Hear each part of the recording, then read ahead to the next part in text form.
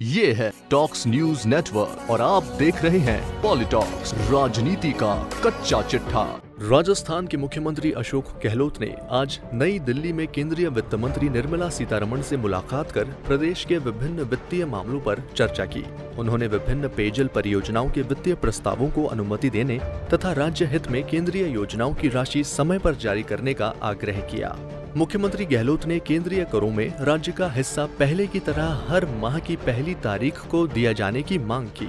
उन्होंने कहा कि केंद्र सरकार ने पिछले कुछ सालों में इस व्यवस्था को बदल दिया है, जिससे राज्यों को वित्तीय व्यवस्था में परेशानी आ रही है। राज्य को महीने के पहले दिवस पर वेतन एवं पेंशन का भुगतान करना होता है, लेकिन केंद्र से मिलने वाले राज्यांश में देरी के कारण वेतन एवं पेंशन के समय पर भुगतान में कठिनाई होती है। मुख्यमंत्री गहलोत ने वित्त मंत्री से करीब 5,473 करोड़ रुपए की लागत की 7 पेयजल परियोजनाओं के वित्तीय प्रस्तावों को शीघ्र अनुमति प्रदान किए जाने का भी आग्रह किया। साथ ही राजीव गांधी लिफ्ट कैनाल परियोजना के तृतीय चरण के लिए 1450 करोड़ रुपए की बाह्य वित्त पोषण सहायता प्राप्त करने के प्रस्ताव को मंजूरी देने की भी मांग की। इस योजना से जोधपुर, बाड़मेर व पाली के गांवों तथा कस्बों को 2051 तक जल आपूर्ति की जा सकेगी।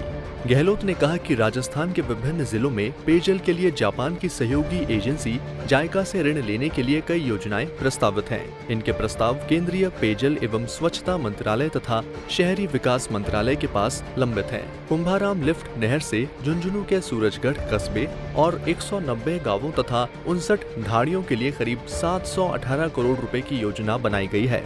इसी प्रकार झुंझुनू के उदयपुर वाटी कस्बे तथा 94 गांवों और 504 ढाणियों के लिए करीब 612 करोड़ रुपए, बाड़मेर जिले के चौहटन में 188 गांवों के लिए करीब 498 करोड़ रुपए, बाड़मेर के ही गुढ़ा मालानी में 308 गांवों के लिए करीब 528 करोड़ रुपए और चौहटन तथा गुढ़ा मालानी के 141 गांवों के लिए करीब 562 करोड़ रुपए की योजनाएं प्रस्तावित हैं। जयपुर शहर के लिए बीसलपुर परियोजना के दूसरे चरण के लिए करीब 1104 करोड़ रुपए की योजना का प्रस्ताव भी शहरी विकास मंत्रालय के पास विचाराधीन है। गहलोत ने इन परियोजनाओं के लिए केंद्रीय वित्त मंत्री से सहयोग का आग्रह किया।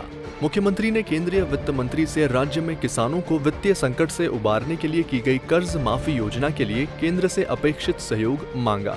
उन्होंने कहा कि राजस्थान सरकार ने सहकारी बैंकों से करीब 24 लाख किसानों के फसली ऋण माफ किए हैं, जिनसे राज्य सरकार पर 15,669 करोड़ रुपए से अधिक का वित्तीय भार आया है।